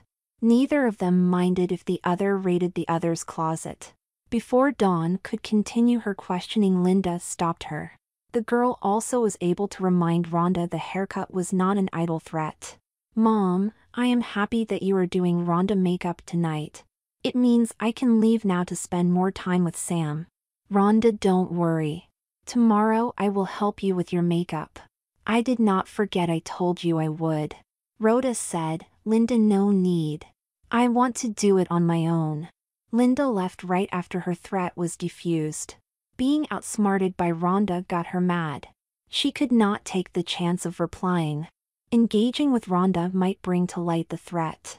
She also needed to leave before her mom could inquire more about her wearing Linda's dress. As the day went by, the situation was getting worse for all involved in Rhonda's girly weekend. Kyle was frustrated by his plan not working how he envisioned. Dawn did not like forcing Rhonda into coming out to others before she was ready. Linda was saddened her relationship with Rhonda was actually worse than with Ron. Rhonda just hated everything. After Rhonda was ready for her big night, the next step was to get ready for a special dinner in her honor. Kyle asked Rhonda what she wanted to eat. That question was greeted with an energetic answer. Hearing the upbeat tempo in his daughter's voice justified the lesson in tough love. Rhonda was coming around to being herself. The truth was that Kyle's youngest child was looking forward to having their dream meal. Then the answer itself was a little concerning. Rhonda wanted a starter of hot wings, then for the main course a T-bone steak, loaded baked potato, corn on the cob, and some fresh Italian bread. Then the dessert was chocolate cake with ice cream. Kyle said, "Is that a little too much for you, dear? You have to watch your figure." Dawn was worried that the huge meal was Rhonda trying to eat her way out of being sad, so she agreed. She repeated that the meal was kind of big. Rhonda took what both of them were saying as body shaming. Those two would have never said that to Ron. Those types of statements were what made girls become body conscious. She was not going to take that. The part that got her the most was that her mom's waist was bigger than hers. "Mom, you know what? You are right. You also should think about watching your meals. You know you have to watch your figure. Don't you dare talk to your mother like that." Dawn was taken back a little by hearing she had to watch her figure. Those words hurt until she realized why Rhonda gave the smart answer. Her and Kyle tried to shame Rhonda for wanting a meal that she saw Ron and Kyle eat many times before. "Rhonda, I am sorry. I should not have agreed with your dad. Kyle, our daughter was right to call me out on agreeing with you. If there is nothing wrong with you and Ron eating that meal, then there is nothing wrong with Rhonda eating that meal. If it sounds like I am telling her to watch her figure, she can say the same to me. Now, say you are sorry, dear." Kyle knew better than to go against what his wife said. Every single time Dawn has used "dear" at the end of her request, she has been right about Kyle making a bad decision. Kyle learned early in their relationship if he denied the request, there would be a long discussion on why he was wrong. Doing what he was told meant the discussion would be a short one. "I am sorry, Rhonda. It is just not ladylike to want to eat that much. How about if instead we have a nice hot and spicy grilled chicken salad? Then for the main course, filet mignon with garlic baby potatoes and steamed carrots. Then after we eat we can watch Wonder Woman?" Rhonda wanted to scream at her dad. Her acting not ladylike all weekend should be a huge hint she does not want to be seen as a lady. The temporary girl said, "I am just going to spend tonight in my room. If I can't eat what I want and can't pick the movie I want to watch. You only picked that movie because you think I am a girl, Dad. I do not want you two to try to treat me special." Before Kyle could command his bratty daughter to stay, his wife gently put her hand on his arm. He looked at her and Dawn said, "Let her be. We broke yet another promise to her. We cannot force ourselves on her now. Plus we need to talk about how casually you body shamed Rhonda." The girl they called Rhonda turned on her computer to do some e-commerce. She was going to spend her night spending her emotional currency on pain shopping. Looking on her sister's social media accounts was going to make her feel bad. That was exactly what she wanted. Rhonda wanted to burn the feeling of pain, betrayal, and anger from what happened into her psyche. Doing so would make her more resilient to the upcoming pressuring from her family to forgive them. Rhonda was looking at Linda's Facebook feed when a text box appeared in the right bottom corner of the screen. She saw that the incoming message was from Chol. The curiosity got the best of her and she opened the text box. Rhonda could not resist seeing what Chol had to say. Maybe an apology as insincere as Chol's assertion about being all dressed up with nowhere to go was better than being presented an award. Rhonda did not reply.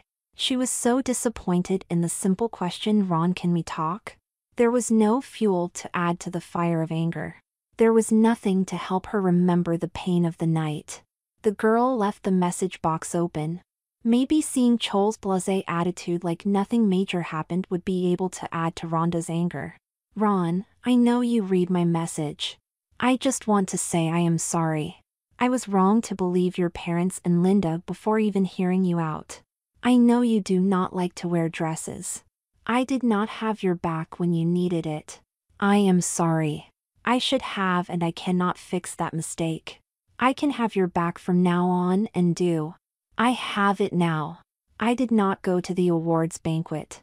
I did not want to be there without you. I wanted to show how wrong I thought your parents are by not going. Can we talk this out? Are we still friends?" Someone having faith in Ron changed his mood and attitude. Even with his face feeling dirty, bands constricting his chest and a clingy feeling on his legs, the boy got filled with confidence. His best friend was back. He sent a message back, "We can talk, but we are not friends. I understand. I want us to become friends again, so what can I do to help us reconnect?" Ron then sent a text, "I do not think we can be friends. The reason is that I am going to ask you out and you do not date friends." "What? I thought you did not want anything to do with me.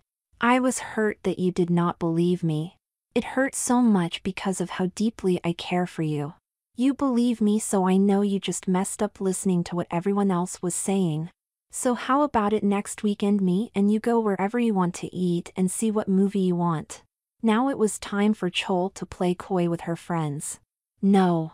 What you said, you like me and I like you. The no is because we will pick where we go and what movie we see. The date will be for both of us to spend time together. It is not for you to try to impress me or win me over. You already do. Good one. You got me better than I got you." Faith is powerful. Having it can lead to people going beyond what they think they are capable of going. People having it in a person gives them the strength to stand up for what is right.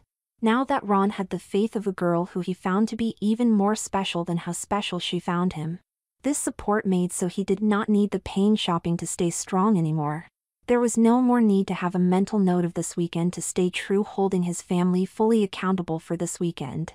The longer Ron was talking with Chol, the more he did not resent the makeup, bra, dress, and pantyhose he was wearing.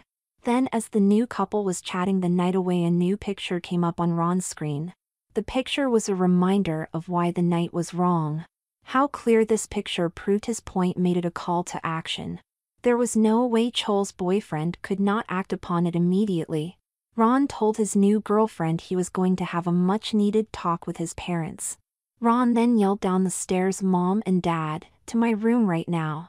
The girly weekend Kyle and Dawn had planned for their son was backfiring on them as badly as leaving a loyal partner for the person you cheated on them with. Those two knew the best course of action right now was to leave him alone. The parents' hearts being in the right place took to the wrong decision. They pushed too hard for their son to accept what society found to be taboo. They should have listened to him. The objections were a clear sign he was not ready to embrace who he was. They also took away his night at the awards banquet. Now instead of coming closer to feeling comfortable in his own skin when wearing what he wants, their son regressed. As the loving parents sat watching television, there was yelling coming from their son's room for them to come there right now. Even with their son having the right to be mad at them for pushing him out of his comfort zone, they were not going to put up with him yelling at them. They were his parents and he did not make demands. Kyle and Dawn were ambushed as they were entering Ron's room. Their son's voice was as booming as a howitzer cannon when he shot out his next order. Look at the screen. The incoming artillery missed its mark. Ron's parents were not going to run to cover during this battle. This moment was their last stand. They were not going to lose any more ground. As soon as Ron spent what they thought was the last round of ammo they started to make their charge. You do not ever talk to us like that again, young man. You might have issues with how you feel, but never lash out at us again like that. The charge of the parent brigade was stopped in its tracks when another round of fire came from Ron's mouth. Right now, if I say to do something, you better do it. Kyle said, you do not give orders around here. Do not talk to us like that again. Show us respect. After this weekend you will choose when you crossdress. You needed to experience this weekend so you would feel free to explore the Rhonda side of you. We are making sure to encourage you to be who you really are. That you do not have to lie to us or the world. I am yelling and giving orders for talking with you did not work. So if you want to even try to salvage any type of relationship we can have, you will look at the screen. Rhonda, what is so important that we have to look at your computer screen? Ron gave no answer. Kyle took no more incoming shots from his son as a surrender. The real reason was that Ron was making his stand. The boy was not going to answer a girl's name ever again. The misguided dad repeated the question and got the same response. Kyle asked the question again. Instead of firing at the verbal artillery of hostility and kind, Kyle remained being kind and compassionate towards his crossdressing son. Admitting you are not what society expects can be hard, and instead of making answering the hard question any harder, Kyle just repeated the question. The response was the same as before. Kyle was going to amp up the pressure to answer the question. Maybe a little force will help his son come to terms with having a feminine side. Before he could, his wife said, "Honey, look at the screen." How wrong Kyle and his wife were wrong came into focus as his eyes focused on the picture. The computer was open to their son's Facebook page. The newly posted picture was from Nancy having a great time at the STEM conference. She was wearing Linda's turquoise ribbed party dress. There was total silence in the room until the new assault started upon the parents. What do you have to say for yourselves? Dawn said, "We're sorry." Is that it? Dawn answered again, "We were trying to do the right thing. There were two stories and we had to believe one. Linda was so adamant that you ruined her dress and have been sneaking into her room to use her stuff. We picked her story instead of yours. We did not want you to hide or feel ashamed. We wanted you to know we are open-minded. We did not see what we were doing as punishment, but as giving you a growing experience. That when you were comfortable with who we thought you were, you would thank us for this lesson done with tough love. Being open-minded is not about accepting others who are different. It is accepting others for who they were." This girly weekend was more virtue signaling for Kyle, so he forgot the true meaning of open-mindedness. Kyle wanted to become the toast of their friends for being brave enough to support their son. That's it. What else can we say? What else can we do? What you can say is, I don't have to dress like a girl anymore. How about your daughter is in huge trouble for lying about me? Wanting to end and forget about his son's feminine weekend, Kyle jumped into the conversation again by telling Ron to go take a shower and change. Doing the right thing also had the added benefit of giving Ron time to cool down before the talk continued. That Kyle's son would not bring back up the issue he had with Linda. The delay tactic did not work. Ron kept going with how he was feeling. "I'm not done with what you can do. You get Linda home right now. She caused this. She made me miss my sections and also the banquet. You know that I let my team down yesterday. I was looking forward to tonight. I wanted to be handed that award for my group winning the Model United Nations." Dawn did not want to ruin her daughter's night. She already felt bad enough about what they have done to their son and ruining not only his weekend, but his trust in his parents. She did nothing wrong. "We are the ones who did all of this to you," your daughter lied. She said I destroyed her favorite dress. She said there was no way that Nancy would borrow that dress without asking. She said I already wore her panties.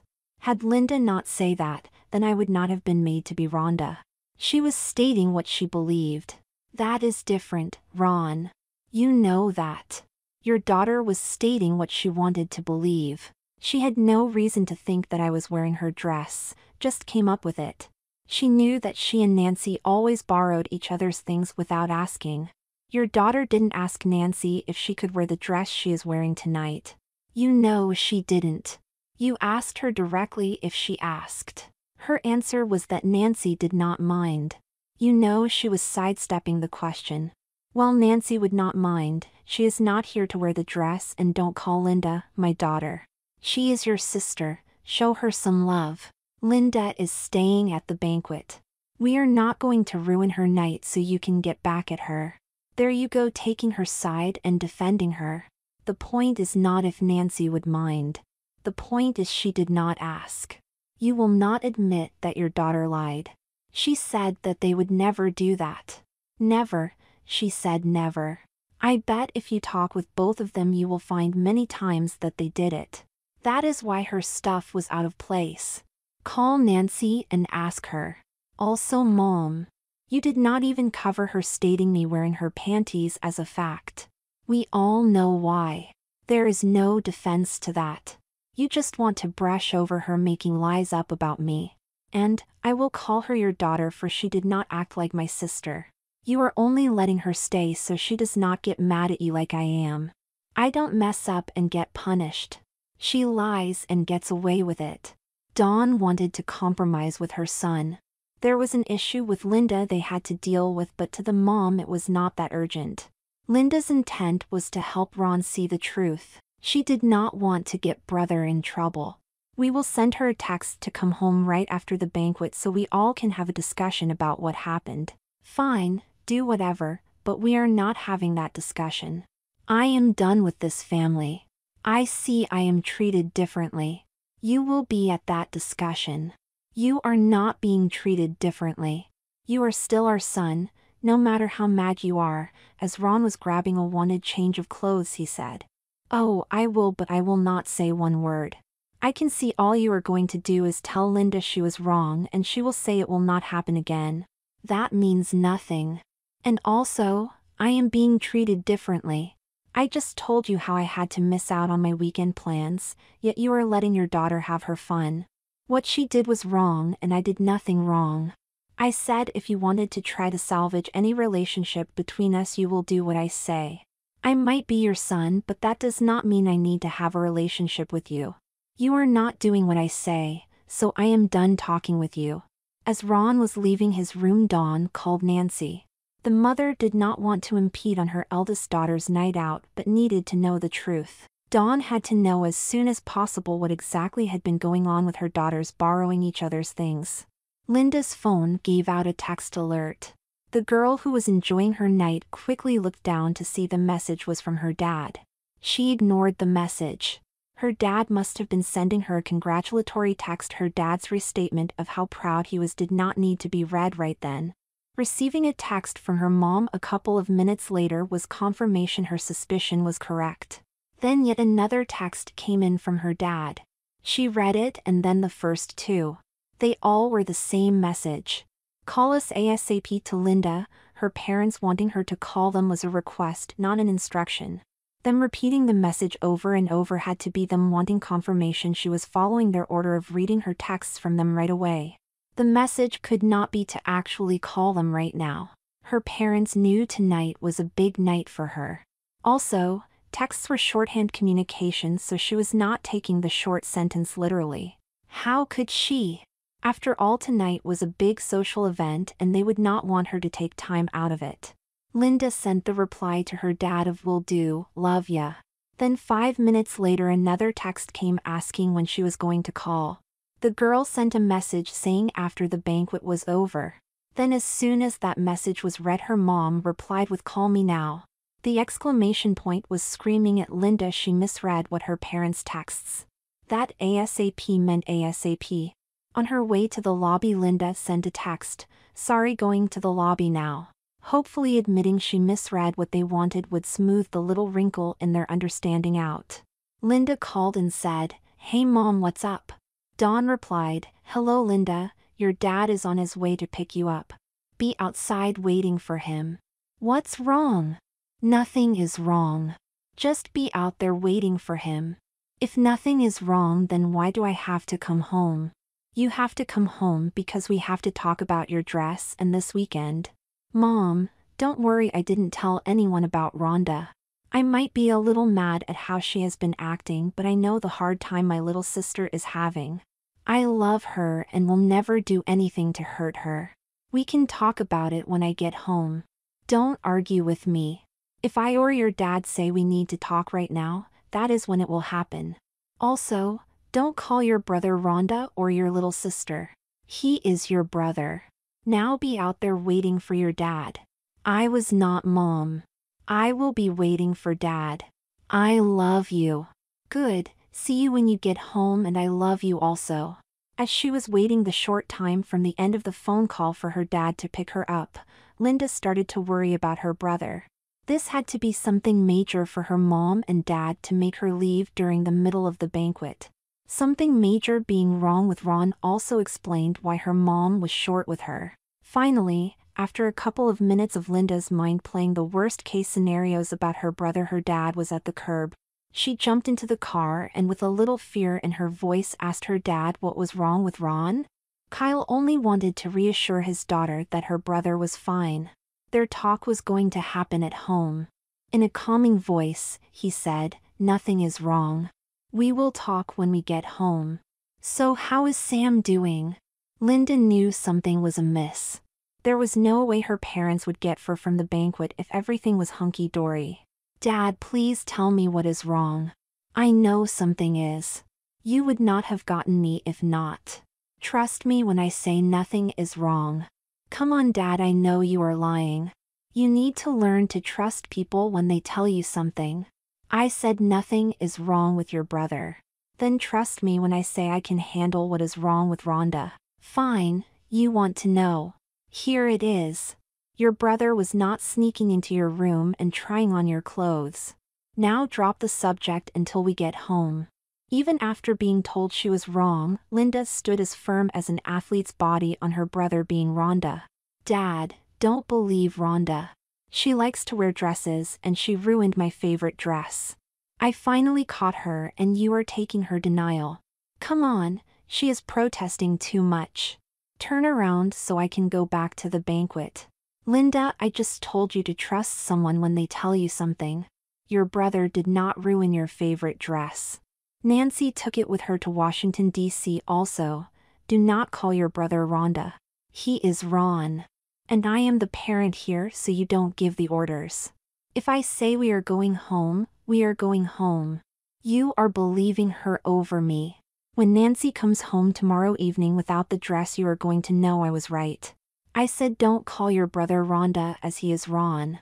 That means don't refer to him as a girl in any way. You should know that when I told you that Nancy took your dress with her. You should have known it is the truth when I said Nancy took your dress. That is a fact. I should have believed your brother over you the entire time. The only reason I saw I was wrong was the picture your sister posted with her wearing that dress. Your brother should not have had to prove his innocence. It wasn't Ron taking your stuff. It was Linda. You knew that could have been, but denied it. With that cleared up, why do I have to come home? For you lied about what was going on? You knew there was a chance your sister took the dress. You also stated as fact that your brother wore your panties. You had no proof or suspicion of that. I did not. I believed that he was wearing my clothes. If he was wearing my dresses, it made sense he was wearing my panties also. You lied about how you and your sister will borrow each other's clothes, makeup, and perfume without asking. Don't deny it, your mom talked with Nancy and she told her. Dad, I really thought it was Ron. Nancy and I usually ask each other. I did not think about the times we did it when the other was not around. You thought but acted like it was a fact. You should have thought about those times also when we asked you if you did it. You should have said the truth. I was too concerned with stopping Ron from taking my things. That is why you had to come home. We need to talk about how you ignore what did not back up what you believed. You wanting to be right and not wanting to know what is right caused this situation. You being more worried about stopping what you thought was happening instead of knowing what was happening caused this situation. Ron would not have had to suffer the ordeal he did this weekend. He is very hurt by what happened. Don't blame me for you and Mom making Ron have a girly weekend. I am not. We messed up. Instead of having you prove you were right, we had Ron prove you were wrong. We presumed him guilty until he was proven innocent. You had no proof but acted as if you did. We trusted you over Ron and you knew you were not being honest. Making it sound like you two would never borrow from each other without asking was a huge reason why we believed you. I still don't know why this could not wait until later. I know not to do that again, but now my night was ruined. You're worried about your night being ruined? How about how your actions affected Ron? He missed competing in sections and going to the banquet. You going with your baseless assumptions as fact and being so passionate about them really hurt your brother. You said no when Ron said what happened. You knew there was a good chance of that. Instead, you wanted to be right. Even with both of you borrowing without asking, you said that you never did. I believed you because I thought you had no reason to lie. If what you were saying was true, then Ron had a good reason to lie. How society treats people who do not conform to traditional gender roles is still bad. He would want to hide that. Now think about that instead of arguing with me. Think about how much you hurt your relationship with your brother. Because I am thinking about how I destroyed my relationship with my son. As Ron was washing Rhonda down the drain never to return, Dawn was figuring out how to make amends for all the bad decisions made about the girly weekend. The first step she would take is to admit to herself when she thought anything they did was a mess up or mistake. Using those words was a way to try to downplay the severity of the situation. To have any chance to start rebuilding their relationship with Ron, everyone involved had to take full responsibility for their actions. Taking ownership also meant to not blame the victim. Ron had no fault in what occurred. She would shut down any talk about how Ron should have put up more of a fight. He told them the truth and only quit after repeatedly insisting that they were not listening to him. When the power parents had over children was used, it did make their resolve to resist weak and useless. There were only drastic moves left for Ron to do. Ron did not have the time or was in the right mindset to think of them. Then how were they going to make up making him wear makeup and dresses along with treating him like a girl? Taking away Ron's agency had to make him feel helpless. Being treated as the gender you are not had to be incredibly damaging to her son's self-image. The damage had to be compounded by them choosing not to listen when he told them he was not a girl. Somehow they had to make sure that Ron had his agency back. Ron also needed his self-image back. Thinking about not listening made the remorseful mother replay the entire weekend. She saw that letting Linda help was a huge mistake. A child should not help discipline one of their siblings, especially when the one who was helping was wronged by the child who was being punished. That gave one of them power over the other and made it look like vengeance.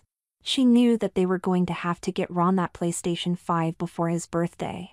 Getting their son what his heart desired was not a lame attempt of trying to buy forgiveness. That was nothing more than throwing money at the problem and hoping it would go away. Not fixing the why would just lead to them treating Ron the same in the future. The reason for buying the PlayStation 5 was what Ron went through this weekend. He deserved to be treated special. The gift of the gaming console was a peace offering to give him something he would enjoy. Doing so would also show that Ron was heard and his parents will keep their word. She heard how upset Ron was when he was told that he was not receiving the gift when promised. As Rhonda was still formulating her plans to win back Ron's love and trust, he came downstairs. There was no greeting by Dawn to her son. Not saying hi was a way to give power back to her son. He can make the choice to greet her or not. This action was read wrong by Ron. He saw it as his mom ignoring him yet again. That she went from not listening to him to not acknowledging him. He said, "I don't even get a hi." "Sorry, hello Ron. I thought you would not want to talk with me. I do not blame you. We made a lot of bad decisions which adversely affected you. I was trying to give you the space you deserve. I promise to do better listening to you from now on." "Good. Now that you are listening to me, here is what I want done to Linda. Ron, you are my son and her brother. You do not get a say in her punishment. We made that mistake by letting her give her suggestions with you. We are not going to make that bad decision again. Doing so was one of the reasons this happened. I knew it. You are going to let her get away with this. You believed that she did not see me as guilty only because she thought so. She did. Linda had no proof. Plus she knew that her and Nancy took each other's things without asking. Nancy having that dress made way more sense than me. I am not a girl. The norm would be that I would not want to wear dresses. She took pleasure in my punishment, making all those suggestions that you followed. Did you know that she threatened to cut my hair? That's why she said she was going to help me with my makeup tomorrow. That is exactly why we are not going to give you a say. If you don't think we are being strong enough with our punishment, then you can show your disapproval. We are not going to force you into having a relationship with us. We crossed the line too many times to try to force you to be a part of the family. As the mom and son were having this serious talk, Kyle and Linda came walking in. There was no hi coming from his son, and his daughter was greeted by a huge fuck you from Ron. Kyle was not going to let what he saw as an honest mistake let such disrespect happen. Ron, you don't talk to your sister that way. You also say hi to me when you see me. We made an honest mistake. You need to not be so mad about it. Dawn said, Kyle, if Ron does not want to say hi to you, then he does not have to. What we did went past being a mistake. We did some very bad parenting. Ron can also say fuck you to Linda. He is steaming mad, and her lies played a huge part in our bad decisions. She knew that sometimes her and her sister took each other's clothes without asking, yet denied it. She really does not like to cook, but said she did. Also, our daughter threatened to cut Ron's hair after we said that his hair was not going to get cut. Linda knew she was in huge trouble. Mom, I was just mad at Ron. I was never actually going to cut his hair. Even if I did, the little trimming would have helped with that cute pixie cut he had going on. Linda, you had no right to make that threat. You should have known better. We messed up by listening to you about how to handle that perceived issue. Still, you are his sister, so you do not take things into your own hands. As of right now, you are grounded. You will not be going to your prom. You will not be going to your friends' graduation parties. You will be helping me or your dad in the kitchen every day. There will be more. Kyle knew that his daughter's senior summer was supposed to be her best. This was her last moment under the sunlight of being an adolescent. Linda would be entering adulthood in the fall. Dawn, you are going too far. Linda messed up and she will learn. How about if she does not go to some of her friends' graduation parties instead? That will be bad enough. Kyle, you are not getting this. What happened was not something minor. What we did went beyond a bad decision. It was bad parenting. What I said is the start of how we are going to punish Linda. She should have known better than to make her baseless accusations sound like the truth. She only gave what would back up her claim so we would see her as being right. She knew that it might not be Ron, but made it sound like a fact. Now tomorrow I am going to be returning everything from the shopping trip I can. Then I am going to buy that PlayStation 5 for Ron. Ron said, no, you are not.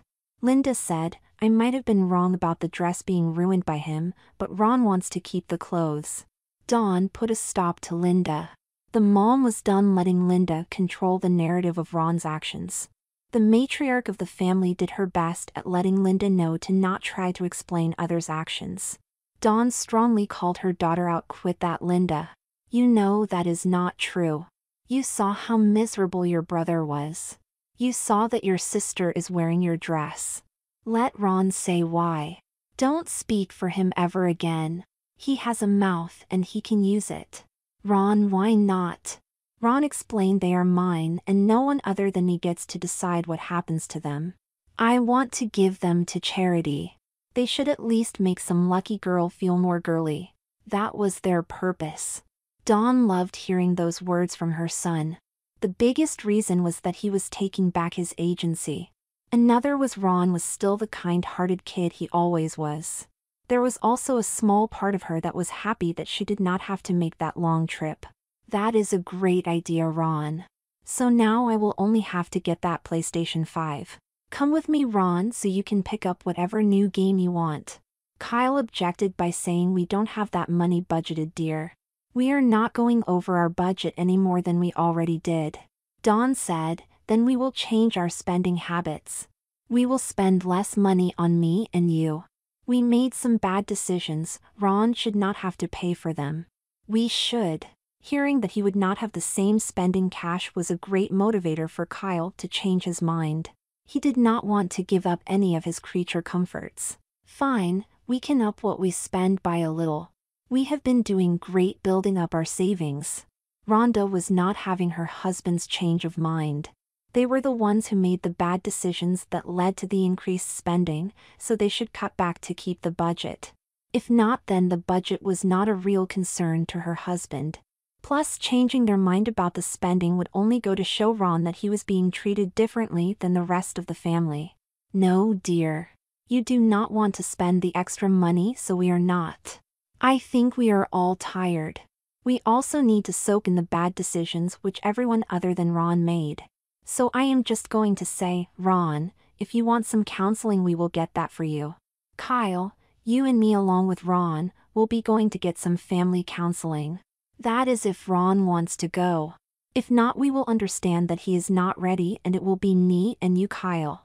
Does that sound like the start of a plan, Ron?" What Dawn said proved to her son that she saw the errors of her ways and wanted to fix the damage. He was still pissed at her, but being allowed to be mad made him clear-eyed enough to see the plan was a great start to fix the damage. Ron having a say about what affected him made the damaged boy's sense of agency come back. His self-image was getting stronger. His mom would not have been going to these extremes if they had not been wrong in how they saw Ron the last couple of days. Ron replied, "It sounds great, Mom, but I have something to add. Dad has to tell Mr. Pruitt exactly why I was made to be Rhonda." Kyle said, "No way. This incident had to stay in the family." The father was too worried about his pride if he came cleanly on what really occurred to his friend. The real reason would make Kyle look like a fool and Jim would lose some respect for him. There was no good way to spin forcing his son in a dress only on hearsay. Dawn said, "Okay, dear. If you don't tell him, I will. I hope you tell him to show Ron that his well-being is more important than your well-standing among friends." "You are right. I need to own up to what I did. I just don't want to feel like what I am, a fool and a bad parent. Ron, I am sorry. I will work on repairing what I broke. You mean way more to me than hanging out with my friends. Your well-being is worth not having Starbucks or going out to eat for a little while. Tomorrow, get a couple of games for the PlayStation. I can go longer without Starbucks. Plus, I make coffee better than them anyways." The part which touched Ron the most was the last thing his dad said. The son knew his dad was downplaying giving up Starbucks. Kyle went there for the muffins. Trying to make the sacrifices he was making is no big deal at all showed Ron his dad was putting his well-being first. That Kyle did not want Ron to feel bad for 1 second about giving up his little joys in life for a while. "Linda finally got a word in. You forgot me. I should be going to counseling also. Instead, I'm being punished. I have learned my lesson. I already know I was wrong. This is not fair." Dawn said, "Linda, you have no say in this. What you did was wrong. You mislead people to get your way. That is plain and simple. You do not need to figure out why that is. You need to reflect on what you did and why. If you think you need to talk to a professional about that, then we will get you therapy also, but you will still be grounded." Linda threw herself to her brother's mercy. Maybe if her brother said that their mom and dad were being too harsh, they would listen. He knew exactly how much a punishment that did not fit the offense hurt someone. After all, they did go overboard on him. "Ron, do something. Everything is cleared up. They are being too harsh on me. Come on, I am your sister. I was only trying to help you." Ron said, "I want nothing to do with you. I am not your brother and you are not my sister. Remember that. Even if I thought mom and dad were being too hard on you, I would not spend my breath saying so." Even with being told to think about how much she damaged her relationship with Ron, the truth finally hit Linda. She lost a family member. Not having a kid brother sent Linda into full mourning. Knowing that chasm between them was so huge that it might never be mended took away the pain of not going to the prom or seeing her friends. She had more important things on her mind than having fun. Linda needed to make herself a better person, one Ron would be proud of calling his sister. Even if he never does so again. On their way up to bed, Ron lightly hugged his mom and thanked her for finally listening to him. There were some bad decisions made this weekend, but Ron knew at least his mom was going to do her best to make those wrongs right. That she had also made his dad see the truth behind what he did. If she was going to put the energy into keeping this family together, he was going to also. Listening to her on how to become a family again was the least he could do because she finally heard him out.